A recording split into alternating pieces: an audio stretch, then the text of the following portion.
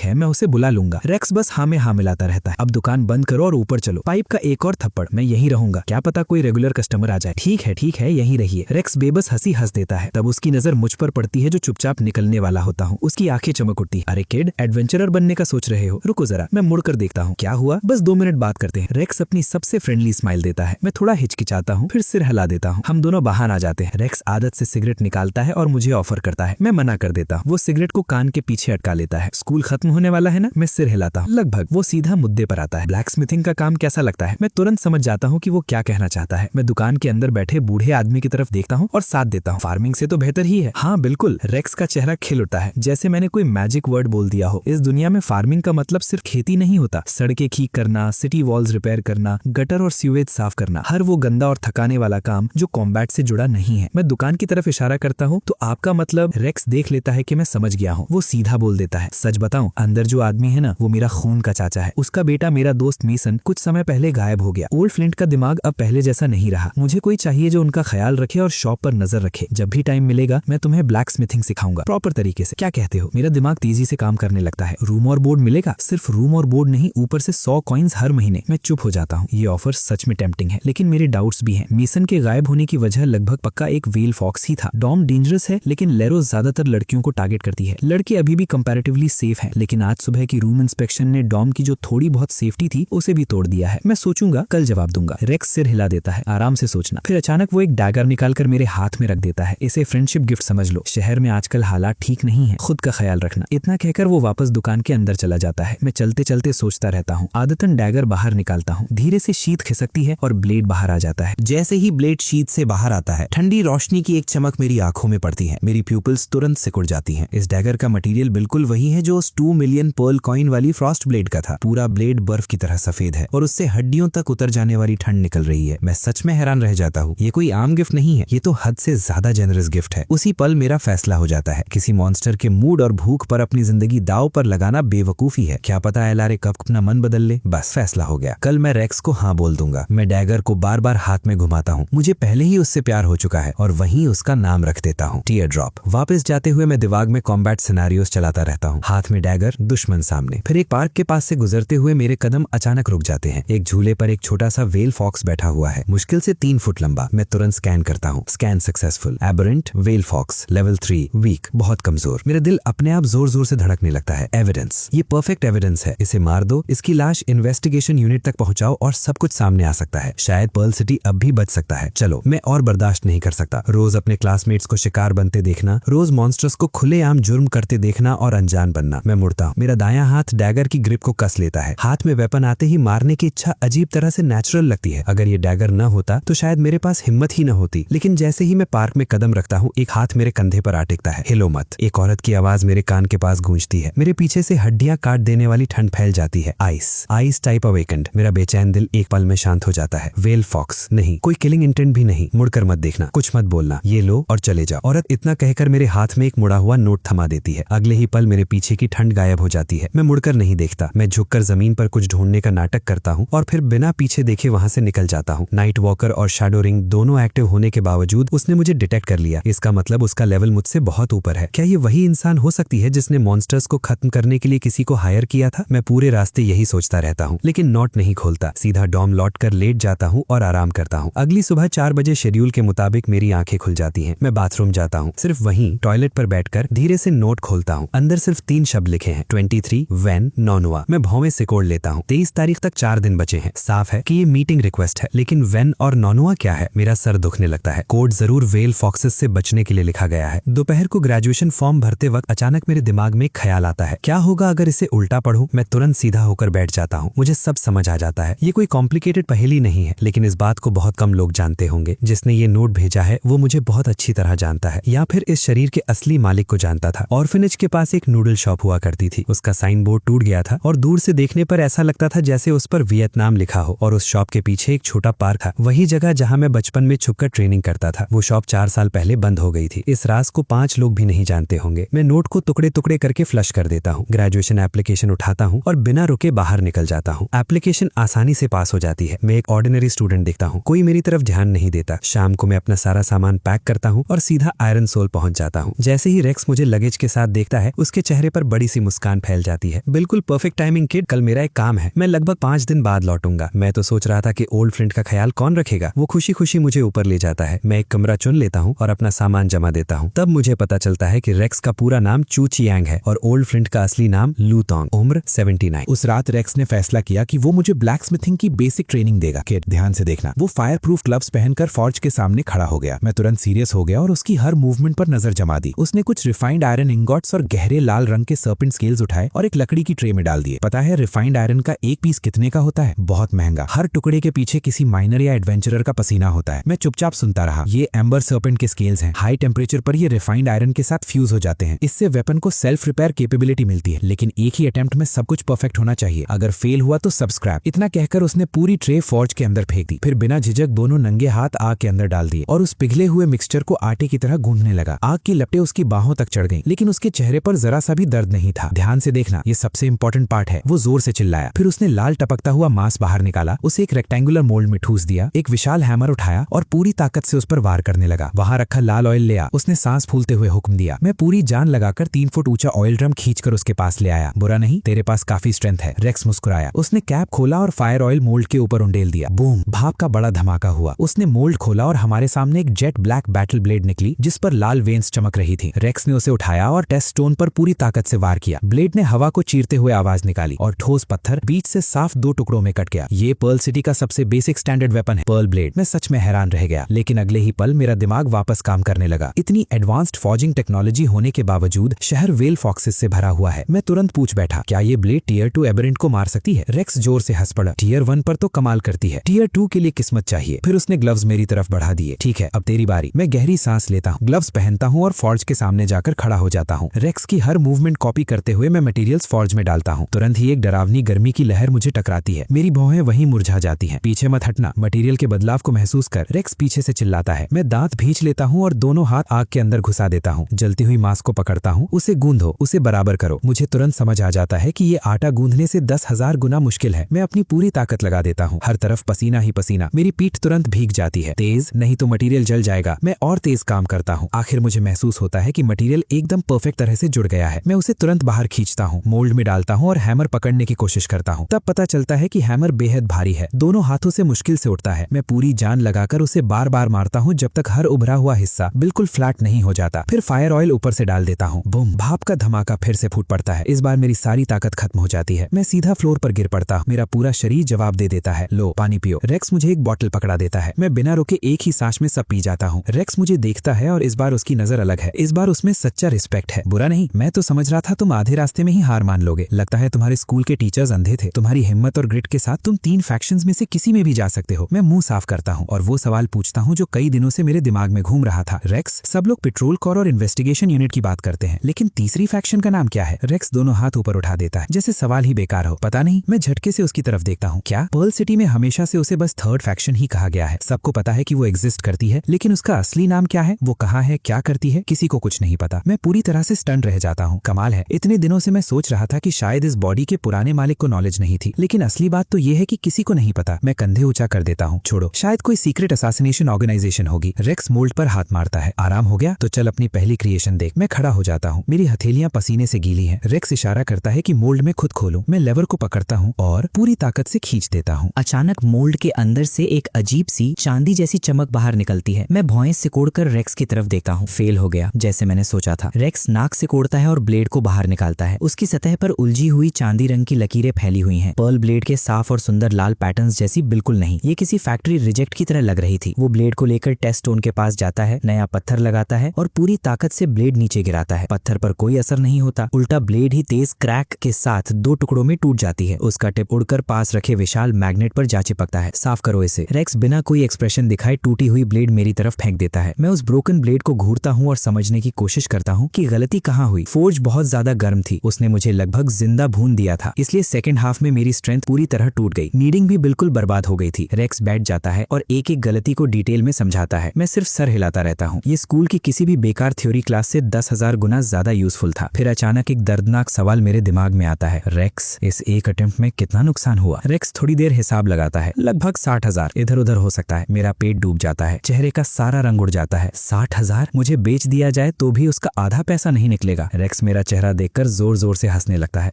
तेरा चेहरा देख। वो घुटने पर हाथ मारता है। मजाक कर रहा था। जब इनफ स्क्रैप जमा हो जाएगा मैं तुझे रिसाइकल करना भी सिखाऊंगा। वैसे अगर तू एक ही अटेम्प्ट में परफेक्ट फोर्ज कर गया तो मेसन को भी तुझे सीनियर कहना पड़ेगा। उसकी हंसी पूरी भी नहीं होती कि ओल्ड फ्लिंट की पाइप सीधा उसके माथे के बीच जाकर लगती है। रेक्स दर्द से चीखता है और सर पकड़ लेता है। बकबक बनकर रेक्स, इस लड़के में मेसन से ज्यादा टैलेंट है, बता इसे कहां से ढूंढ कर लाया। ओल्ड फ्लिंट की आंखें एक पल के लिए तेज तलवार की तरह चमकती हैं, फिर से धुंधली हो जाती हैं। मेसन कहाँ है? मेसन कहाँ गया? रेक्स एक गहरी सांस लेता है और मेरे कंधे पर हाथ रखता है। ओल्ड फ्लिंट का ख्याल रखना, मुझे कुछ काम निपटाने हैं। मैं सर हिला देता हूँ। रेक्स बोलने वाला आदमी है, लेकिन फिर भी जाने से पहले 10 मिनट और लेक्चर देता है। आखिरकार वो चला जाता है। दुकान में सन्नाटा छा जाता है। सिर्फ फोर्ज की क्रैकल क्रैकल आवाज सुनाई देती है। मैं एक ग्लास पानी भरकर ओल्ड फ्लिंट के पास जाता हूँ। पानी? Old flint? वो मुझे मुझे इग्नोर करता है, सर झुकाए पाइप पीता रहता है। फिर अचानक सर उठाता है, उसकी नजर नंगी तलवार की धार की तरह तेज हो जाती है। कप नीचे रख दे, वो काफी दूर चला गया है। मैं एक पल के लिए जम जाता हूँ। तुम ओल्ड फ्लिंट ठंडी सांस छोड़ता है। मैं पागल नहीं हूँ, मुझे पता है मेसन के साथ कुछ हुआ है। रेक्स इन्वेस्टिगेट करना चाहता है, लेकिन मुझे डर है कि वो भी उसी में फंस जाएगा। इसलिए मैं बेवकूफ बनने का नाटक करता हूँ। जब तक उसे लगेगा कि कुछ गड़बड़ है, वो अपने शेल में सिमटा रहेगा और जान जोखिम में नहीं डालेगा। मैं पूरी तरह हैरान रह जाता हूँ। किसी को बचाने के लिए खुद को बेवकूफ दिखाना, क्या असली सर्वाइवर ऐसे ही होते हैं? ओल्ड फ्लिंट, अगर मैंने रेक्स को सच बता दिया तो? वो सीधा मेरी आंखों में देखता है, आंखों में हल्की सी मुस्कान है। मैं बेबस होकर सर हिला देता हूँ। नहीं बताऊंगा। तो फिर ठीक है। वो धुएं का गोला हवा में उड़ाता है। रेक्स की टीचिंग स्लॉपी है। अगले कुछ दिन मैं तुझे असली फ्लिंट फैमिली नीडिंग मेथड सिखाऊंगा। हमारे खानदान का क्राफ्ट मेरे साथ खत्म नहीं होगा। अगली सुबह ठीक 4 बजे मेरी आंखें स्केड्यूल के मुताबिक खुल जाती हैं, लेकिन ओल्ड फ्लिंट मुझसे पहले से ही जाग रहा होता है। तीसरी मंजिल के वर्कशॉप में मेरा इंतजार कर रहा है। इधर आ, नीड कर। वो मेरी तरफ एक बड़ा बाउल उछालता है। बाउल में असली आटा है, लेकिन उसके अंदर अलग अलग साइज के सैकड़ों आयरन बीट्स मिले हुए हैं। ब्लाइंडफोल्ड पहन। मैं चुपचाप ब्लाइंडफोल्ड पहन लेता हूँ। हर आयरन बीट को अलग महसूस कर और निकाल। जब तू सिर्फ टच से फ्लावर के लम्प्स और आयरन बीट्स में फर्क बता सकेगा, तब समझना ट्रेनिंग शुरू हुई है। मैं बिना कुछ बोले काम पर लग जाता हूँ। डो बहुत भारी है, हर तरफ आयरन बीट्स घुसी हुई हैं। मेरी उंगलियों पर बहुत जोर पड़ रहा है। मैं पूरा फोकस अपनी फिंगर टिप्स पर ले आता हूँ। पूरी सुबह मैं उस डो के साथ जंग लड़ता रहता हूँ। दोपहर में ओल्ड फ्लिंट मुझे असली नॉलेज देना शुरू करता है। क्रिम्सन सर्पेंट स्केल्स, वो धीरे से बोलता है, हाई टेम्परेचर पर हीट रिलीज करती हैं और सेल्फ रिपेयर प्रॉपर्टीज रखती हैं। और इस तरह मेरी असली ब्लैक्समिथ ट्रेनिंग शुरू हो जाती है। लेकिन क्रिम्सन सर्पेंट स्केल्स की सेल्फ रिपेयर एबिलिटी को रोकने के लिए पहले उनकी वीक पॉइंट पर वार करना पड़ता है। इस तरह की हर नॉलेज किसी न किसी की जान की कीमत पर मिली है और मैं उसे पागलों की तरह एब्जॉर्ब कर रहा हूँ। अपनी पिछली जिंदगी के एग्जाम से भी ज्यादा फोकस के साथ। पता ही नहीं चलता और 22 तारीख की रात आ जाती है। कल 23 तारीख है। मैं डिसाइड करता हूँ कि मीटिंग से पहले पार्क का सर्वे कर लेता हूँ। शैडोरिंग पहनता हूँ और भूत की तरह खिड़की से बाहर निकल जाता हूँ। दरवाजे पर तैनात वेल फॉक्स दुकान के साइन बोर्ड को खाली नजरों से देख रहा है। उसे बिल्कुल अंदाजा नहीं कि मैं उसके पास से निकल भी चुका हूँ। 10 मिनट बाद मैं पार्क पहुंच जाता हूँ। पेड़ों की परछाइयां हवा में हिल रही हैं और कभी खुला हुआ ये पार्क अब अजीब ठंडी और बेचैन कर देने वाली खामोशी से भरा हुआ है। तभी मुझे महसूस होता है कि कोई मुझे देख रहा है। मैं तुरंत घूमता हूँ। हाथ पहले ही टीयर ड्रॉप की ग्रिप पर जा चुका है। झाड़ियों में से एक चूहा बाहर निकलता है, लेकिन ये आम चूहा नहीं, पूरी बिल्ली जितना बड़ा। उसका शरीर सख्त और कांटेदार बालों से ढका हुआ है। मैं तुरंत स्कैन करता हूँ। Scan successful. Aberrant armoured venom tail rat level 5। Gift deadly venom tail hardened fur. मेरा दिल बैठ जाता है। मैं लेवल 2 हूँ, ये लेवल 5 है और उसकी पूंछ का जहर जानलेवा है। एक बार चुभा तो गेम ओवर। लेकिन मैं पीछे नहीं हटता। अगर कल ये ऑर्फनेज के बच्चों पर हमला कर दे तो? हाथ में वेपन आते ही मारने की इच्छा फिर से उभर आती है। मैं पूरी ताकत से आगे झपटता हूँ, बिल्कुल एक लेपर्ड की तरह। चूहा बहुत चालाक है। जैसे ही मैं उसकी आंखों को टारगेट करता हूँ, वो तुरंत गोल घूमकर बॉल बन जाता है और इम्पैक्ट को एब्जॉर्ब कर लेता है। टीयर ड्रॉप उसकी पीठ के बालों पर घिस जाता है। चिंगारियां निकलती हैं, बिल्कुल धातु पर धातु रगड़ने की तरह। मैं चूक गया। मैं तुरंत पीछे हटता हूँ। अगले ही पल चूहा पलटवार करता है। उसकी जहरीली पूंछ स्टील विप की तरह हवा चीरकर मेरी तरफ आती है। एक के बाद एक वार मेरे घुटनों को टारगेट करते हैं। मैं लगातार पीछे कूदता रहता हूँ। ठंडा पसीना मेरी गर्दन से बहने लगता है। ये ट्रैक पर दौड़ने से 10,000 गुना मुश्किल है। अचानक मैं रुक जाता हूँ। ब्लेड की ग्रिप बदलता हूँ। पैर जमाकर गहरा स्टांस लेता हूँ। Thunder pound stance. फिर एक बार पूरी ताकत से आगे बढ़ता हूँ। चूहा की पूंछ सांप की तरह एस शेप बनाकर मेरी कलाई की तरफ लपकती है। उसी पल मैं दहाड़ता हूँ और अपना सेंटर ऑफ ग्रेविटी नीचे गिरा देता हूँ। मेरी मूवमेंट उसके गार्ड को तोड़ देती है। मेरा बायां हाथ बिजली की तरह आगे निकलता है। मुक्का सीधा उसकी खोपड़ी पर लगता है। इम्पैक्ट से वो एक पल के लिए स्टन हो जाता है और तब टीयर ड्रॉप सफेद रोशनी की लकीर बनकर उसकी आंख के अंदर घुस जाता है, सीधा वाइटल पॉइंट तक। मरने के बाद भी चूहा अपनी पूंछ से मुझे जहर मारने की कोशिश करता है। मैं साइड स्टेप करता हूँ और पीछे कूद जाता हूँ। उसकी लाश 2 बार फड़कती है, फिर शांत हो जाती है। मैं हाफते हुए खड़ा रहता हूँ। जमीन पर उसके आसपास फैली सुनहरी तरल पदार्थ को देखता हूँ। शुक्र है नाइट वॉकर का स्पीड बूस्ट एक्टिव था, उसने मेरी जान बचा ली। कुछ मिनट बाद 2 औरतें वहां पहुंचती हैं। एक ने हल्की हरी मिलिट्री यूनिफॉर्म पहनी है, दूसरी के चेहरे पर बर्फ जैसा सफेद मास्क है। फ्रॉस्ट, तुम्हें लगता है ये इंसान था या वेल फॉक्स? यूनिफॉर्म वाली औरत चूहे की लाश उठाते हुए पूछती है। सफेद कपड़े और आइस मास्क वाली औरत उस दिशा में देखती है जहाँ से मैं गया था। उसकी आवाज ठंडी और साफ है। उम्मीद करती हूँ इंसान हो। अगर जरा भी शक हुआ तो खत्म कर देना। लेकिन इसने चूहे को खाया नहीं। सोल्जर हल्की सांस छोड़ती है, शायद वाकई इंसान हो। चलो, यहाँ रुकना सेफ नहीं है, आइस मास्क वाली औरत बोलती है। दोनों मिलकर लाश हटा देती हैं और रात के अंधेरे में गायब हो जाती हैं। अगली सुबह सूरज उगने से पहले ही मैं फिर से नीडिंग फॉर्ज मेथड ट्राई करने का फैसला करता हूँ। एक बॉन्ड जेम अब्सॉर्ब करता हूँ और मटेरियल्स फोर्ज में डाल देता हूँ। इस बार मैं तैयार हूँ। जलती हुई गर्मी के खिलाफ अपने पैर जमा लेता हूँ। दांत भींचकर नीडिंग शुरू करता हूँ। तभी मेरे पेट में अचानक तेज मरोड़ उठती है। मैं अनजाने में हाफ लेता हूँ और अजीब तरीके से फोर्ज की आग एक आग के सांप की तरह मेरी नाक के अंदर घुस जाती है। गर्माहट की एक लहर मेरे गले से होती हुई सीधा पेट तक पहुंचती है। मेरे दिमाग में एकदम से साफ गई आ जाती है। मेरे हाथ पहले से ज्यादा स्मूथली चलने लगते हैं। नई गिफ्ट, मेरा दिल उछल पड़ता है, लेकिन मेरे हाथ रुकते नहीं। ओल्ड फ्लिंट साइड से मुझे देखता है, कुछ नहीं बोलता, फिर शांत आवाज में कहता है, आग कम हो रही है, फ्यूल डालो। मैं तुरंत होश में आता हूँ। एक हाथ से फोर्ज को संभालते हुए दूसरे हाथ से फ्यूल डाल देता हूँ। काफी हाथ पैर मारने के बाद मैं मटेरियल को मोल्ड में डालने में सफल हो जाता हूँ और सीधा थककर फ्लोर पर गिर पड़ता हूँ। मैं तुरंत अपना स्टैट पैनल खोलता हूँ। गिफ्ट फ्लेम ईटर आग को एब्जॉर्ब करके स्टैमिना रिस्टोर करता है। एक्स्ट्रा फ्लेम को फायर एलिमेंटल एनर्जी में कन्वर्ट करके शरीर में स्टोर करता है। ये एबिलिटी धीरे धीरे यूजर की हीट रेजिस्टेंस भी बढ़ाती है। मैं कुछ सेकंड्स तक पैनल को घूरता रहता हूँ, फिर धीरे धीरे मेरे चेहरे पर मुस्कान फैल जाती है। एक और गिफ्ट, एक और कदम ताकत की तरफ। और सबसे खास बात, ये गिफ्ट ब्लैक स्मिथिंग के लिए लगभग परफेक्ट है। सबसे पहली चीज जो मेरी नजर में आती है वो है मेरी पोटेंशियल का 4 स्टार्स से 3 स्टार्स पर गिर जाना, और स्टैट पैनल में लिखा एक छोटा सा नोट सब कुछ समझा देता है। पोटेंशियल असल में मेरे शरीर के अंदर छुपा हुआ खजाना है जो अभी तक अनलॉक नहीं हुआ, और बॉन्ड जेम की मदद से मैं उस खजाने को बार बार खोज सकता हूँ। इस रास्ते का कोई अंत नहीं, लेकिन फिलहाल मैं अभी भी एक टियर 1 अवेकन्ड हूँ। कोई भी टियर 4 मुझे बिना मेहनत के कुचल सकता है, कोई हैरानी की बात नहीं। दूसरा फॉर्ज अटेम्प्ट भी फेल हो जाता है। मैं बस फर्नेस के पास बैठ जाता हूँ और फ्लेम मीटर को यूज करते हुए आग को ऐसे एब्जॉर्ब करने लगता हूँ जैसे किसी all you can eat buffet में बैठा हूँ। जब आग कम हो जाती है मैं और फ्यूल डालता हूँ, फिर एब्जॉर्ब करता हूँ। आधा घंटा बाद मुझे महसूस होता है कि मैं भर चुका हूँ। गर्म एनर्जी मेरे पूरे शरीर में दौड़ती है, मेरे विचारों को साफ करती है, फिर मेरे हाथ तक पहुँचती है, बिल्कुल एक वफादार कुत्ते की तरह। ये एहसास लाजवाब है। ये मेरी पहली एबिलिटी है जिसे मैं एक्टिवली कंट्रोल कर सकता हूँ। शाम तक मैं छोटी छोटी आग की लपटों को अपनी उंगलियों के आसपास नचा सकता हूँ। सिर्फ देखने में कूल नहीं लगता, ये ठंड को भी रोकता है, और इस वजह से आज रात की मीटिंग को लेकर मेरा कॉन्फिडेंस थोड़ा बढ़ जाता है। खाना खाने के बाद मैं एक और प्लेट खाता हूँ, पक्का कर लेता हूँ कि ओल्ड फ्लिंट सो चुका है, फिर शैडो रिंग पहनता हूँ और रात में गायब हो जाता हूँ। पार्क पूरी तरह खामोश है। मैं कोने में बैठकर इंतजार करने लगता हूँ और साथ ही अपने अंदर की फायर एनर्जी की प्रैक्टिस करते रहता हूँ। तभी अचानक मेरे पैरों के नीचे काला सर्कल उभर आता है। मैं रिएक्ट भी नहीं कर पाता और मेरा पूरा शरीर सीधा उसके अंदर गिर जाता है। एक पल में मुझे वीटलेसनेस महसूस होती है। चारों तरफ पूरा अंधेरा। मैं पूरी ताकत से हाथ पैर मारता हूँ, अपने जूतों के तलवे तक जला देता हूँ, लेकिन गिरना नहीं रुकता। 30 सेकंड बाद मैं जोर से जमीन पर टकराता हूँ। मेरा पूरा शरीर गन्हे काले तरल पदार्थ में धंसा हुआ है, सिर्फ मेरा सिर बाहर है। तुम्हारे पास 5 मिनट है ये साबित करने के लिए कि तुम इंसान हो। एक ठंडी आवाज अंधेरे को चीर देती है। मैं सिर उठाता हूँ। सफेद चोगा पहने हुई और आइस मास्क लगाई हुई वही औरत, उसकी बर्फ की तलवार पहले से मेरी गर्दन पर लगी हुई है। साबित करो कि तुम इंसान हो। मेरा दिमाग तेजी से दौड़ता है। क्या ये लोग खुद मॉन्स्टर्स को ढूंढ नहीं सकते? वो कुछ नहीं बोलती, लेकिन उसकी खामोशी ही जवाब है। उन्हें पता है कि शहर में कुछ है, लेकिन क्या है और कितने हैं ये नहीं पता। उनकी नजर में हर इंसान एक मॉन्स्टर हो सकता है जो ह्यूमन फेस पहने घूम रहा हो। डैम इट, मैं कैसे प्रूव करूं कि मैं इंसान हूं? मैं कोई महान सेज नहीं हूं जो एक कमांड पर अपना डिस्गाइज उतार दे। कोई हिंट? मैं कोशिश करता हूं, कोई जवाब नहीं। मेरे पास ऑप्शंस खत्म हो रहे हैं। मैं घबराकर उस पर लगातार स्कैन यूज करना शुरू कर देता हूं। Scan failed, scan failed, scan failed, फिर से 20 से ज्यादा अटेम्प्ट्स। एक पल के लिए मुझे लगता है मेरी एबिलिटी ही टूट गई है। लगभग 2 मिनट बाद आखिरकार इन्फॉर्मेशन सामने आती है। Scan successful, name Frost, race human, tier 3 awakened, level 21। मैं लगभग सांस लेना भूल जाता हूँ। टियर 3 अवेकन्ड, और उसकी पोटेंशियल अभी भी 5 स्टार्स है, लेकिन हैरान होने का वक्त नहीं है। मैं फॉर्मर सोल की सारी यादों को खंगालने लगता हूँ। क्या कभी फ्रॉस्ट नाम सुना है? कुछ नहीं। 1 मिनट बचा है। फ्रॉस्ट की आवाज एग्जीक्यूशन काउंटडाउन जैसी लगती है। मैं पैनिक कर जाता हूँ। फॉर्मर सोल के बचपन की हर लड़की का नाम बोलना शुरू कर देता हूँ। CC, Shao Shao, ping ping. Frost तुरंत काट देती है। ये कुछ प्रूव नहीं करता, वो सही है। कोई भी वेल फॉक्स अगर थोड़ी रिसर्च करे तो ये नाम ढूंढ सकता है। मैं उसकी तरफ देखता रहता हूँ। फिर अचानक एक ख्याल आता है। मैं गैम्बल करने वाला हूँ। सीसी, फ्रॉस्ट, सिर्फ एक कैरेक्टर का फर्क है। मैं उसकी आंखों में देखकर धीरे धीरे बोलता हूँ। सीसी, याद है जब हम बच्चे थे, तुम नदी में गिर गई थी, मैं ही तुम्हें बाहर खींच कर लाया था, और उसके बाद डायरेक्टर ने मुझे 3 दिन तक कोने में खड़ा किया था। जो पत्थर तुमने मुझे दिया था वो आज भी मेरे पास है। कोई रिएक्शन नहीं। मेरा दिमाग तेजी से दौड़ रहा है। मैं सीसी से जुड़ी हर याद खंगाल रहा हूँ, और तब मुझे कुछ याद आता है। इतना बेवकूफाना, इतना शर्मनाक कि सिर्फ हम दोनों ही उसे जानते होंगे। मैं धीरे से सिर उठाता हूँ। खुद को बहुत बेवकूफ महसूस हो रहा है, लेकिन अब जो भी है सब दांव पर लगाना पड़ेगा। मैं गहरी सांस लेता हूँ, फिर धीरे से बोलता हूँ। फॉर्म 1। मैं हल्का सा पोज बनाता हूँ। हाँ। फिर दूसरा पोज। फॉर्म 2। हा हा। फिर तीसरा, इस बार और भी ज्यादा शर्मनाक। फॉर्म 3। हा हा हा। मेरे गाल शर्म से जल रहे हैं, लेकिन अगर ये बचपन वाला सीक्रेट सिग्नल भी काम नहीं आया तो अगले 1 मिनट में मेरी गर्दन पर रखी बर्फ की तलवार मेरा आखिरी एहसास होगी। आसमान को चीर देने वाली, जमीन को हिला देने वाली सीसी की बेमिसाल मुट्ठी। हवा जम सी जाती है। उस ठंडे मास्क के पीछे उसकी आंखों के अंदर एक तूफान उठ रहा है। वो एक हाथ उठाती है और मेरी गर्दन पर टिकी हुई बर्फ की तलवार पानी में घुलकर गायब हो जाती है। तुम सच में फ्रॉस्ट हो? मैं संभल कर पूछता। वो मास्क नहीं उतारती, लेकिन उसकी आवाज थोड़ी नर्म हो जाती है। दूसरा सवाल, तुम्हारी एबिलिटी को वर्थलेस जेम के नाम से लिस्ट किया गया है, फिर आजकल तुम्हारा बर्ताव इतना अलग क्यों है? मैं उस जेम की एनर्जी एब्जॉर्ब करता हूँ। हूँ। मैं जवाब देता हूँ, आधा सच आधा ब्लफ। वो एक पल के लिए रुक जाती है। तुमने खुद उसे अब्सॉर्ब किया? हाँ। उसके बाद मेरा दिमाग साफ हो गया और मुझे स्कूल में छुपे हुए 2 मॉन्स्टर्स मिल गए। 2। फ्रॉस्ट की आवाज तेज हो जाती है। तुम कह रहे हो कि तुम शहर के हर वेल फॉक्स को पहचान सकते हो? मैं बात उलट देता हूँ, मुझे मत बताओ कि तुम्हें अभी तक ये भी नहीं पता कि यहाँ किस तरह के मॉन्स्टर्स छुपे हुए हैं। वो चुप हो जाती है। मुझे तुरंत समझ आ जाता है वो लोग पूरी तरह अंधेरे में तीर चला रहे हैं। अब आग में घी डालने का वक्त था। पर्ल सिटी में छुपे हुए सारे वेल फॉक्स हैं। उनकी एबिलिटीज कॉग्निटिव डिस्टॉर्शन और रियलिटी इन्वर्जन हैं। उनमें से 2 स्कूल में हैं और उनके आसपास भी। हर स्ट्रीट पर 30 से ज्यादा वेल फॉक्स मौजूद हैं। पेट्रोल कोर पूरी तरह खत्म हो चुका है। एक भी सर्वाइवर नहीं बचा। मैं साफ महसूस कर सकता हूँ उस मास्क के पीछे का चेहरा पूरी तरह सीरियस हो जाता है। मैंने कुछ वेल फॉक्सेस की पहचान कर ली है। तुम खुद वेरीफाई कर सकते हो। मैं अपना आखिरी कार्ड खेलता हूँ। ले स्ट्रीट पर वैंग ब्रेकफास्ट शॉप का ओनर एक वेल फॉक्स है। जियान फर्नीचर का ओनर भी। ड्रैगन पर्ल स्ट्रीट पर ड्रैगन स्पीयर आर्मरी के तीनों ब्लैकस्मिथ्स भी वेल फॉक्स हैं। जाकर वेरीफाई करो, फिर बात करेंगे। मैं रुकता हूँ और फिर एक और तीर छोड़ता हूँ। और हाँ, शायद तुम्हें अपनी ऑर्गेनाइजेशन में भी गद्दारों को चेक कर लेना चाहिए। फ्रॉस्ट काफी देर तक चुप रहती, फिर वो फैसला करती है, हेलो मत, मैं जल्दी वापस आती हूँ। क्या मैं कहीं जाता हुआ लग रहा हूँ? मैं कंधे उचका देता हूँ। इसी दौरान एक सील्ड चेंबर में चांदी जैसे बालों वाला एक बुजुर्ग अपने कान पर चमकता हुआ बैज लगाए फ्रॉस्ट की पूरी रिपोर्ट सुन रहा था। वेल फॉक्सेस, किसी ने इनके बारे में सुना है? एक मिडिल एज आदमी तुरंत बोल पड़ता है, फैंटम फॉक्स और ड्रेड फॉक्स ब्लड लाइन्स के डिसेंडेंट्स। काफी मुमकिन है। एक चौड़ा ताकतवर आदमी खड़ा हो जाता है। उसके शरीर से दबा हुआ हिंसक ऑरा फूटने को तैयार लगता था। कमांडर, मुझे वेरीफाई करने दीजिए। बुजुर्ग एक पल सोचता है, फिर टेबल पर जोर से हाथ मारता है। जाओ बोल्ट, एक टीम लेकर जाओ। अगर इन्फॉर्मेशन सही निकली तो लाशें वापस ले आना। लाइफ स्ट्रीट के वैंग ब्रेकफास्ट शॉप की दूसरी मंजिल के बेडरूम में एक 2 मीटर लंबा वेल फॉक्स गहरी नींद में सो रहा था। अचानक उसकी आंखें खुल जाती हैं, लेकिन अब बहुत देर हो चुकी थी। एक मुट्ठी हवा में से जैसे अचानक सामने आ जाती है। कोई वार्निंग नहीं, सीधा वेल फॉक्स के एनर्जी कोर में घुस जाती है। न कोई आवाज, न कोई बची हुई एनर्जी। बगल वाले बिस्तर पर सो रहा मोटा आदमी खर्राटे लेना भी नहीं रोकता। बोल्ट उसकी लाश उठाता है और पत्थर जैसी ठंडी आवाज में एक ही शब्द बोलता है, चलो। लगभग उसी वक्त स्कूल डॉर्मेट्री में LRA की आंखें खुल जाती हैं। वो तुरंत जमीन से 100 मीटर ऊपर हवा में नजर आती है। वेल 9 मर गया। उसकी आवाज बर्फ की तरह ठंडी थी। फिर वो एक और प्रेजेंस को मिटा हुआ महसूस करती है। एक और खत्म। एक दहाड़ रात को चीर देती है। गुस्सा अपनी हद पार कर देता है और एक शॉक वेव में फट पड़ता है जो पर्ल सिटी के आधे हिस्से में फैल जाता है। अंधेरे में छुपे हुए सारे वेल फॉक्स एक झटके से जाग उठते हैं। उनके इंसानी भेस उस ब्लास्ट में टूटकर बिखर जाते हैं। लेकिन बोल्ट की टीम तब तक निकल चुकी होती है। 2 लाशें लेकर शहर की दीवारों के पार गायब हो जाती हैं। जैसे ही वो बाउंड्री क्रॉस करते हैं, दोनों इंसानी जिस्म टेढ़े मेढ़े होकर बदलने लगते हैं और 2 विशाल लोमड़ियों के रूप में सामने आ जाते हैं। बोल्ट उन लाशों को घूरता है और उसके चेहरे पर एक जंगली मुस्कान फैल जाती है। अब हमें पता चल गया है कि हम किस चीज का सामना कर रहे हैं। वापस चेंबर में फ्रॉस्ट के हाथ में पकड़ा बैज चमक उठता है। कमांडर की आवाज उसमें से क्रैकल करती हुई आती है, फ्रॉस्ट, इसी पल से तुम और मैनी जेन की साइलेंट प्रोटेक्शन डिटेल पर हो। उस पर कितना भरोसा करना है ये तुम्हारी मर्जी है। मैं तुम्हारा सपोर्ट करूंगा और जितनी वेल फॉक्स आइडेंटिटीज कंफर्म कर सकते हैं उन सब पर काम करूंगा। फ्रॉस्ट मेरे पास लौट कर आती है और मेरे जिस्म पर लगे रिस्ट्रेंट्स हटा देती है। मैं अपनी कलाइयां घुमाकर स्ट्रेच करता हूँ तो वो सिर हिलाती है। लेकिन हम ये पॉसिबिलिटी खारिज नहीं कर सकते कि ये सब एक सेटअप हो। फिलहाल तुम सिर्फ एक इन्फॉर्मेंट हो। मैं हंसकर टाल देता हूँ। जब तक हम उन चीजों को खत्म कर रहे हैं, इन्फॉर्मेंट बनना मुझे मंजूर है। मैं उसकी आंखों में सीधा देखते हुए एक और सवाल पूछता हूँ, इस शहर के हाई टियर अवेकेंस इन लो लेवल मॉन्स्टर्स के डिस्गाइजेस के पार क्यों नहीं देख पाते? फ्रॉस्ट धीरे से सांस लेती है और फिर कुछ ऐसा कहती है जिससे मेरे सर की खोपड़ी तक सुन्न हो जाती है। पर्ल सिटी के अंदर कहीं ना कहीं एक किंग टियर अबेरेंट छुपा हुआ है। मेरी आंखें फट जाती हैं। King tier? तुम मजाक कर रही हो? क्या हमारी तरफ कोई किंग है भी? नहीं। मेरे पैरों के तलवों से लेकर सर की चोटी तक एक ठंडी लहर दौड़ जाती है। फिर तुम लोग उससे लड़ोगे कैसे? फ्रॉस्ट कुछ नहीं कहती। अगले ही पल एक फोर्स मुझे ऊपर खींच लेती है। मैं वापस स्ट्रीट लेवल पर आयन सूल में अपने बिस्तर पर पड़ा हुआ था। सिर्फ एक लफ्ज मेरे दिमाग में गूंज रहा था, किंग टियर। हमारे पास इतनी ताकत ही नहीं है। पहली बार मुझे ऐसी बेबसी महसूस हुई थी, हड्डी तक उतर जाने वाली और बिल्कुल हकीकी। हमारी तरफ कोई किंग नहीं है। इसका मतलब है कि हमें नंबर्स के सहारे लड़ना होगा। बस वही हमारे पास है। अगले दिन मैं फिर से ओल्ड फ्लिंट के साथ ट्रेनिंग कर रहा था। दीवारों के बाहर बहुत सारे गांव हैं। वो धीरे से धुएं का चक्कर छोड़ते हुए कहता है, हम उन लोगों को वाइल्ड फोक बुलाते हैं। वो मॉन्स्टर्स को देवता मानकर पूजते हैं और जिंदा इंसानों की बलि चढ़ाते हैं। कभी कभी सबसे खतरनाक चीज अबेरेंट नहीं होता बल्कि वो लोग होते हैं। ये बात सीधा दिल पर लगती है। ये स्टोन लायन हाउंड का क्लॉ। ओल्ड फ्लिंट मेरे तरफ एक काली और भारी चीज उछाल देता है। इसमें अर्थ काउंटरिंग प्रॉपर्टी होती है। इसे पीसकर पाउडर बना दो, फायर ऑयल में मिला दो और तुम्हारे पास ऐसा वेपन होगा जो अर्थ टाइप एबिलिटीज को आसानी से काट देगा। मैं उस पंजे को हाथों में घुमाता हूँ। सड़न की बदबू तुरंत नाक में घुस जाती है। Old flint, stone lion hound और नॉर्मल कुत्ते में क्या फर्क होता है? काला फर, लाल आंखें और इंसानी दांत। वो एक और धुएं का चक्कर बाहर निकालता है। बस इतना ही। मेरे दिमाग में तुरंत एक ऐसे कुत्ते की तस्वीर बन जाती है जो डेंचर्स पहने हुआ हो। मैं मुश्किल से अपनी हंसी रोक पाता हूँ। पूरी सुबह मैं ओल्ड फ्रेंड की गाइडेंस में ट्रेनिंग करता रहा। दोपहर के खाने के बाद मैं फॉर्ज के पास बैठता हूँ, दोनों हथेलियों में आग बुलाता हूँ और अपनी नई टेक्निक्स की प्रैक्टिस शुरू करता हूँ। Flame palm, flame blade. सच कहूँ तो मैं एक नए खिलौने से खेलते बच्चे की तरह मजा ले रहा था। तभी मेरे पीछे से खिचखिचाती हुई आवाज आती है, एक्सक्यूज मी, ये नाइफ कितने का है? मैं मुड़कर देखता हूँ। मेरी ही उम्र का एक लड़का साफ सुथरे फीचर्स वाला, लगभग खूबसूरत सा, डिस्प्ले में रखे एक पीस की तरफ इशारा कर रहा था। मैं पास जाकर चेक करता हूँ। ये वाला बिकाऊ नहीं है, सैंपल पीस है। ओह, बाकी वाले मेरे बजट से बाहर हैं। लड़का शर्मिंदा सा लगता है। सॉरी, मैं सिर्फ अप्रेंटिस हूँ, ये फैसला मेरा नहीं है। मैं दोनों हाथ फैला देता हूँ। वो मायूस होकर चला जाता है। मैं उसे जाते हुए देखता रहता हूँ। ऐसा लगता है जैसे मैंने उसे कहीं पहले देखा है, लेकिन याद नहीं आ रहा था कहाँ। फिर अचानक याद आता है, डोजो। उसने बताया था कि वो अपने फैमिली डोजो में ट्रेनिंग करता है। अगर उनका अपना डोजो है तो वो लोग पक्के अवेकेंड होंगे। मैं फैसला करता हूँ कि आज रात वहाँ जाकर देखूंगा। देर रात मैं खिड़की से बाहर निकलता हूँ और एक झलक पकड़ता हूँ। फ्रॉस्ट एक गली के अंदर से फुर्ती से गुजरती हुई नजर आती है। मैं तुरंत उसके पीछे निकल पड़ता हूँ। एक कदम रखता हूँ और जमीन गायब हो जाती है। अगले ही पल हम दोनों उसी पहचाने हुए सील्ड चेंबर में उतरते हैं। प्रॉब्लम है, फ्रॉस्ट बिना किसी रोल प्ले या इंट्रोडक्शन के सीधा बोलती है। जब कोई वेल फॉक्स अटैक करता है, आसपास के लोग जो देखते हैं उसे अपने आप नॉर्मल समझ लेते हैं। अगर कोई तुम पर हमला करे, मुझे कोई सिग्नल चाहिए, वरना मुझे पता ही नहीं चलेगा। मैं भौहे से कोड़ लेता हूँ। ये सच में बड़ी प्रॉब्लम थी। पिछली बार जब एलआरए ने अटैक किया था, बाकी सबको सब कुछ बिल्कुल नॉर्मल ही दिखा था। एक कोड वर्ड काफी नहीं होगा। मैं थोड़ी देर सोचकर कहता हूँ, मल्टीपल बैकअप्स रखते हैं। मैं चिल्लाऊंगा, विंड टाइड बेल आउट, या फिर कॉइन फ्लिप करूंगा, या अपने लेफ्ट इंडेक्स फिंगर से राइट हैंड की रिंग फिंगर को टच करूंगा। इनमें से कोई भी सिग्नल हुआ तो समझ लेना मैं अटैक के नीचे हूँ। फ्रॉस्ट सर हिलाती है और एक छोटा सा लकड़ी का रिंग निकालकर मेरी तरफ बढ़ाती है। ये फायर प्रूफ है। मैं उसकी बात काट देता हूँ। वो सर हिलाती है तो फिर बेकार है। मैं सांस छोड़ता हूँ और अपनी हथेली खोलता हूँ। मेरे हाथ में आग की लपटें खिल उठती हैं। फ्रॉस्ट एकदम जम सी जाती है। तुम्हारी एबिलिटी वर्थलेस जेम है। ये उस जेम की एबिलिटीज में से एक है। मैं कोई और एक्सप्लेनेशन नहीं देता, बस मुट्ठी बंद करता हूँ और आग बुझा देता हूँ। ठीक है, वो ज्यादा सवाल नहीं करती। लकड़ी के रिंग की जगह वो एक जेड पेंडेंट निकालती है और मेरी तरफ बढ़ा देती है। ये फ्रॉस्ट जेड है। मेरे पास इसका पैर है। अगर तुम्हारा फ्रॉस्ट जेड आग की वजह से गर्म हुआ, मेरा भी गर्म हो जाएगा। तब मुझे पता चल जाएगा कि कुछ गड़बड़ है। प्लान फाइनल हो गया। मैं चेंबर से निकलकर शहर में घूमने लगता हूँ। आधे घंटे बाद मुझे एक जगह मिलती है, किंग्स फिस्ट डोजो। जगह रोशनी से जगमगा रही थी और अंदर बाहर एडवेंचरर्स का आना जाना लगा हुआ था। जैसे ही मैं अंदर कदम रखता हूँ, ट्रेनिंग यूनिफॉर्म पहनी एक लड़की मुस्कुराते हुए मेरे पास आ जाती है। हाय, मैं तुम्हारी किस तरह हेल्प कर सकती हूँ? वो मुझे एक फ्लायर पकड़ा देती है। मैं उस पर नजर डालता हूँ। रेट्स देखकर मेरी आंखें फट जाती हैं। Beast king fist mastery 9999 pearl coins. मैं लगभग हंसी छोड़ देता हूँ। ये जगह मेरे जैसे कंगाल आदमी के बजट से लाइट ईयर्स दूर थी, लेकिन फ्रॉस्ट को मनाकर 10,000 कॉइन का ऑपरेटिंग बजट अप्रूव करवाने और उसका हर एक कॉइन उड़ा देने के बाद मैं आखिरकार इनर ट्रेनिंग हॉल में घुस जाता हूँ। हॉल स्टूडेंट्स से भरा हुआ था। ज्यादातर 25 to 30 ईयर्स के बीच के थे। मैं उनके बीच काफी अलग नजर आ रहा था। तब मेरी ही उम्र का एक लड़का अंदर आता है। हे, मैं जे हूँ। वो सीधा मेरे पास आता है। मैं सर हिलाता हूँ। जेन। थोड़ी देर बाद इंस्ट्रक्टर आता है। 40s के आसपास का आदमी, टैंक जैसा बदन और सर्दियों के भेड़िए जैसी आंखें। फ्रंट तक पहुंचने से पहले ही मैं उस पर स्कैन चला देता हूँ। Name Bell, tier 3 awakened, level 25। एक और मॉन्स्टर। बेल इंट्रोडक्शन वेस्ट नहीं करता। Beast king fist 3 foundation forms, ape king form, great ape form, phoenix claw form. आज हम एप किंग फॉर्म से शुरू करेंगे। मैं उसकी मूवमेंट्स फॉलो करता हूँ और काफी जल्दी सीख लेता हूँ, लेकिन मेरे पास खड़ा जे पूरी तरह डिजास्टर निकला। एक ही मूवमेंट को 10 बार से ज्यादा करेक्ट किया गया, फिर भी गलत। क्या तुम्हारे पैर तुम्हारे बाकी बॉडी से कनेक्टेड भी हैं? ट्रेनिंग के एंड तक बेल पसीने ने भीग चुका था और उसका पेशेंस खत्म होने वाला था। वो पहले मुझे देखता है, फिर जे को, फिर फैसला कर लेता है। तुम दोनों स्पार करो। हम फ्लोर के बीच में आ जाते हैं। शुरू। मैं बिना देरी किए मूव करता हूँ। एक फेंट, फिर डिस्टेंस क्लूज, सीधा जे के पास स्लिप करता हूँ। बंदर की तरह उसके बाजू के आसपास कॉइल होता हूँ और अपनी मुट्ठी से उसके गाल को हल्की सी टैप दे देता हूँ। स्मूथ, क्लीन, इतना फास्ट कि आधे रूम को समझ ही नहीं आया क्या हुआ। जे रिएक्ट तक नहीं कर पाया। बस बेल सांस छोड़ता है। जे का केस क्लियरली खत्म हो चुका था, लेकिन जे जाने को तैयार नहीं था। वो उदास चेहरे के साथ वहीं खड़ा रहता है। कोच बेल प्लीज, सिर्फ कुछ दिन और। मुझे क्यूरियोसिटी होती है, इस बंदे में टैलेंट नाम की चीज नहीं है, फिर भी ये इतनी मेहनत क्यों कर रहा है? मैं चुपके से उस पे स्कैन चला देता हूँ। Name J, potential stars 7, gift hard work page of. Learning speed 90% तक कम हो जाती है, लेकिन लगातार प्रैक्टिस से कोई भी स्किल इंप्रूव की जा सकती है। हर लगातार दिन एक ही टाइप की ट्रेनिंग करने पर ग्रोथ रेट 10% बढ़ता है और मैक्सिमम 1000% तक पहुंच सकता है। Oh my God, 7 potential stars, hard work page of. ये कोई डेड एंड टैलेंट नहीं था, ये तो पूरा का पूरा हिडन चीट कोड था। बस इसे शुरुआत की दहलीज पार करवा दो और इसका ग्रोथ कर्व आसमान छू लेगा। ये बंदा तो सोने की खदान निकला। फैसला तुरंत हो गया। क्लास के दौरान जय का चेहरा लाल हो गया था। और वो पसीने में पूरी तरह भीग चुका था। सेशन के एंड तक भी वो एप किंग फॉर्म क्रैक नहीं कर पाया। दूसरी तरफ मैं साइड से आधा सुनते हुए भी महसूस कर सकता था कि फॉर्म धीरे धीरे मेरे अंदर फिट हो रहा है। ट्रेनिंग के बाद हम साथ वापस चले और मुझे पता चला कि जे एक सेकंड जनरेशन बच्चा है जो पूरी जिंदगी एलीट एक्सपेक्टेशंस के बोझ के नीचे दबा रहा। ज़ेन कल फिर साथ ट्रेनिंग करेंगे। जय मुझे एक बड़ी और सच्ची मुस्कान देता है, बिल्कुल अनजान कि वो असल में एक लेट ब्लूमर है जिसके अंदर पागलपन की हद तक पोटेंशियल छुपा हुआ है। मैं खिड़की से वापस अंदर आता हूँ और लैंड करते ही महसूस कर लेता हूँ हवा कुछ अलग थी, कुछ गलत था। फ्रॉस्ट पहले से ही मेरे डेस्क पर बैठी थी बिना किसी एक्सप्रेशन के, जैसे मेरा इंतजार कर रही हो। फ्रॉस्ट, आधी रात को ऐसे मत डराओ, एक दिन हार्ट अटैक दे दोगी। मैं खिड़की बंद करता हूँ। तुम्हारा कवर एक्सपोज हो गया है। उसकी आवाज सीधी और ठंडी थी, लेकिन नीचे कहीं एक बेचैनी छुपी हुई थी। क्लियरेंस ऑपरेशन गलत हो गया, कोई बहुत बुरी तरह इंजर्ड हो गया। एक वेल फॉक्स था जो बिना वजह लोगों का भरोसा जीत लेता था। तुमने उसका जिक्र नहीं किया। मेरा पेट अंदर से डूब जाता है, लेकिन फिर मैं सर हिलाता हूँ। जिन वेल फॉक्सेस को मैंने आइडेंटिफाई किया था उनके पास सेकेंडरी एबिलिटीज नहीं थी। या तो उन्होंने आइडेंटिटी स्वैप कर ली है या फिर कोई pre cognition type ability interfere कर रही है। मैं पता लगाता हूँ, तुम संभल कर रहना। फ्रॉस्ट हल्का सा हिलती है, एक ही स्मूथ मूवमेंट, बिल्कुल पानी की बूंद के समुद्र में वापस मिल जाने जैसा, और फिर वो गायब हो जाती है। मैं खाली कमरे को घूरता रहता हूँ। ये औरत हर बार भूत की तरह गायब हो जाती है, कम से कम एफिशिएंट तो है। सैटरडे सुबह मैं पर्ल सिटी के 3 स्ट्राइक्स का पूरा सेट प्रैक्टिस करता हूँ, फिर नई एप किंग फॉर्म को 2 बार ड्रिल करता हूँ। ग्रोसरी का काम निपटा कर शॉप में वापस आता हूँ और दिन की फोर्जिंग प्रैक्टिस शुरू करने के लिए तैयार हो जाता हूँ। ओल्ड फ्लिंट मुझे मटेरियल्स रूम का टूर करवाता है। वो एक जार की तरफ इशारा करता है जिसमें गहरे नीले रंग की कटी हुई उंगली रखी थी। वो सी फोक की उंगली देख रहे हो? 7 साल पहले ये लोग चांगशा रिवर के रास्ते जमीन पर आने की कोशिश कर रहे थे। तब मैं सिर्फ एक रुकी था। मुझे सिटी लॉर्ड और उसकी टीम के साथ लड़ने का मौका मिला था। सी फोक भी वाइल्ड फोक ही माने जाते हैं। मैं उस नीली स्लेट रंग की उंगली को घूरता हूँ। समुद्र में पैदा हुए हाइब्रिड्स, वो सी गॉड की पूजा करते हैं और जमीन पर रहने वालों को चलते फिरते खाने की तरह देखते हैं। ओल्ड फ्लिंट नाक से आवाज निकालता है, फिर एक ताजे खून जैसी लाल एक फेदर बाहर निकालता है। एम्बर बर्ड फेदर, ये उड़ते वक्त जलता रहता है। इससे हिडन वेपन बना दो तो इसका कोई काउंटर नहीं। बस एक प्रॉब्लम है, एक फेदर की कीमत 5 लाख पर्ल कॉइन्स है। वो भी अगर कहीं मिल जाए तो। मैं उस फेदर को देखता हूँ और मेरे दिमाग में एक ख्याल खुजली करने लगता है। अगर मुझे एम्बर बर्ड फेदर से बनी ब्लेड मिल जाए और उसे अपने फ्लेम ईटर गिफ्ट के साथ कंबाइन कर दूं तो मेरे पास लगभग इन्फिनिट फ्यूल सोर्स हो जाएगा। शाम ढलती है, क्लोजिंग टाइम आ जाता है। ओल्ड फ्लिंट ऊपर आराम करने चला जाता है। मैं भी शॉप बंद करने ही वाला था कि फ्रंट डोर जोर से खुल जाता है और रेक्स अंदर घुस आता है। दोनों कंधों पर बैग्स लटके हुए, मुंह में गालियां और चेहरे पर थकान। मिट्टी और रॉ एनर्जी डिस्चार्ज की स्मेल 3 मीटर दूर से ही महसूस हो रही थी। वो सीधा काउंटर के पास कुर्सी पर धड़ से बैठ जाता है और बकबक जारी रखता है। साफ था कि विल्डरनेस ने उसकी अच्छी खासी पिटाई कर दी थी। रेक्स, तुम्हारे साथ क्या हुआ? मैं उसकी तरफ बढ़ता हूँ। रेक्स अपनी स्लीव ऊपर करता है। उसकी फोरआर्म पर 4 गहरे पंजों के निशान अभी भी ताजे थे। वो जमीन पर थूकता है। साला, northern forest aberrant wolf packs से भरे पड़े हैं। मैं रियर गार्ड पर था, लगभग मारा ही गया था। फिर सीधा वाइल्ड फोक विंड ब्लेड्स के एक ग्रुप से टकरा गया। कोई वार्निंग नहीं, मेरा बैकअप शील्ड भी गया। वो अपनी जैकेट में हाथ डालता है और काउंटर पर एक चीज पटक देता है, एक क्रिस्टल जो गहरी हरी रोशनी से धड़क रहा था, एक विंड जेम। मेरी नजर उस पर जम जाती है। ये मैंने एक वाइल्ड फोक वेपन से निकाला है, बदले के लिए काफी है। रेक्स संतुष्ट होकर इसे मेरी तरफ सरकाता है। लो, महसूस करो इसे। शहर में नकली चीजें भरी पड़ी है, एक असली को हाथ में पकड़ लो, फिर कभी धोखा नहीं खाओगे। मैं इसे संभाल कर उठाता हूँ। जैसे ही क्रिस्टल मेरी हथेली को छूता है, मेरे कान में एक हल्की सी घंटी बजती है और फिर आवाजों का एक सैलाब लहर की तरह मेरे दिमाग में घुस पड़ता है। वेल 12 गिर चुका है। लानत है इंसानों पर। आज 2 और को मारूंगा। ओह, कितनी प्यारी छोटी लड़की है। इधर आओ, मुझे यहाँ गिनने दो। टैंक फैमिली का तीसरा बेटा, सुना है? मैं तुरंत खुद पर स्कैन चला देता हूँ। गिफ्ट विंड विस्परर, हवा तुम तक हर तरह की जानकारी लाती है, चाहे तुम चाहो या नहीं। क्या सच में? मैं एक साथ खुश भी था और डरा हुआ भी। एक बिल्कुल नया गिफ्ट, और वो भी पैसिव, जिसे मैं बंद नहीं कर सकता। मैं अपने चेहरे को शांत दिखाने की कोशिश करता हूँ और विंड जेम रेक्स को वापस दे देता हूँ, अपनी हर प्रतिक्रिया को अंदर गहरा दबाकर। दोपहर तक आयरन सोल में सब कुछ फिर गलत हो रहा था। मैं फायर कंट्रोल की ट्रेनिंग कर रहा था और साथ ही जे को एप किंग फॉर्म सिखा रहा था। तभी एक खराश भरी आवाज मेरे दिमाग को चीर देती है। दोनों कानों में एक साथ, वेल 6, इन दोनों को देखो, कितने स्वाद लग रहे हैं। लंच। मैं तुरंत मुड़ता हूँ। दरवाजे पर 2 वेल फॉक्स खड़े थे, मुझे और जे को वेन्यू आइटम्स की तरह देखते हुए। मेरा पेट ठंडा पड़ जाता है। मैं अपनी जेब में रखे फ्रॉस्ट जेट को कसकर पकड़ लेता हूँ। दोनों हथेलियों में आग भड़क उठती है और फिर जमीन खुल जाती है। हम चारों नीचे गिर पड़ते हैं। Sealed chamber. दोनों वेल फॉक्स जमीन पर गिरते ही हमारी तरफ झपट पड़ते हैं, हमारे संभलने से पहले ही। मैं जे को पीछे खींचता हूँ और चिल्लाता हूँ, संभल के, ये मॉन्स्टर्स हैं। मेरी दोनों हथेलियों से आग फूट पड़ती है, लेकिन एक वेल फॉक्स उसे कागज की तरह चीर कर निकल जाता है। वो चीज 3 मीटर से भी ज्यादा लंबी थी और उसका पंजा सीधा मेरी छाती की तरफ आता है। मैं एक बिखरी हुई रोल मारकर साइड में कूदता हूँ और एक खाली कोने की तरफ चीखता हूँ, हूँ। फ्रॉस्ट, अगर तुम अभी नहीं आई तो मैं गया। फ्रॉस्ट नहीं आती। मैं और जे इन चीजों से पूरे एक टियर नीचे थे। हम बिल्कुल भी टक्कर के लायक नहीं थे। मैं कूद रहा था, लुढ़क रहा था, रेंग रहा था, सब कुछ जला रहा था सिर्फ कुछ सेकंड्स खरीदने के लिए। 30 सेकंड बाद मैं कोने में फंस चुका था। वेल फॉक्स मुस्कुराता है और अपना पंजा उठाता है। मैं खतरे की बू तक महसूस कर सकता था। तभी पानी की एक नीली धार सांप की तरह बिजली की रफ्तार से आती है और उसके गर्दन को साफ काट देती है। उसका विशाल सर हवा में उछल जाता है। सुनहरा तरल चेंबर में फव्वारे की तरह छिड़क जाता है। मैं उस पानी की धार को उसके सोर्स तक फॉलो करता हूँ। फ्रॉस्ट कोने में खड़ी थी। पानी की भाप उसके आसपास दूसरी त्वचा की तरह लिपटी थी, जैसे वो आसमान से उतरी हो। वो मुझे सांस लेने का मौका तक नहीं देती। एक ही स्मूथ मूवमेंट, पानी का दूसरा वार और दूसरा वेल फॉक्स भी उतनी ही आसानी से गिर जाता है। पीछे हटो, रात को बात करेंगे। शब्द पूरे होने से पहले ही एक अदृश्य शक्ति मुझे और जे को वापस आयन सोल में फेंक देती है। मैं फोर्ज के सहारे धंस जाता हूँ और रिकवरी के लिए आग को निकलने लगता हूँ। मेरे दिमाग में सिर्फ एक ख्याल था, मैं अभी भी बहुत कमजोर हूँ। मैं दांत भींचकर अपनी बची हुई सारी मानसिक ऊर्जा निचोड़कर एक बॉन्ड जेम कंडेंस करता हूँ, उसे एक ही बार में निगल लेता हूँ और फोर्ज के सहारे गहरी नींद में डूब जाता हूँ। इसी दौरान सिटी लॉर्ड मैनर में एक विशाल सुनहरी लोमड़ी, जिसके चेहरे पर कोई इंसानी त्वचा नहीं थी, वेल फॉक्सेस का नेता वेल किंग मेज के सिरे पर बैठा था। इस हफ्ते 9 गिर चुके हैं। उसकी आवाज धीमी और गुस्से से भरी थी। मेरे राजा, सब इंसानों को ही मिटा देते हैं, फिर खाओगे क्या? घास। कमरा हंगामे से भर जाता है। बस, वेल किंग बोलता है और सारे वेल फॉक्स तुरंत चुप हो जाते हैं। वो अपने पास बैठे वेल प्रिंस की तरफ मुड़ता है। मेरे बेटे, तुम्हारा क्या कहना है? जो चूहे कोनों में छुपे हैं उन्हें बाहर निकालो, एक एक करके खत्म करो। वेल प्रिंस, जो LRA का चेहरा पहने हुए था, ठंडी और सीधी आवाज में कहता है। अच्छा। वेल किंग धीरे से अपनी आंखें बंद करता है। मैं हाइबरनेशन में जा रहा हूँ। मैं अंधेरे में चला जाऊंगा और उसके बाद क्या होगा वो तुम्हारे ऊपर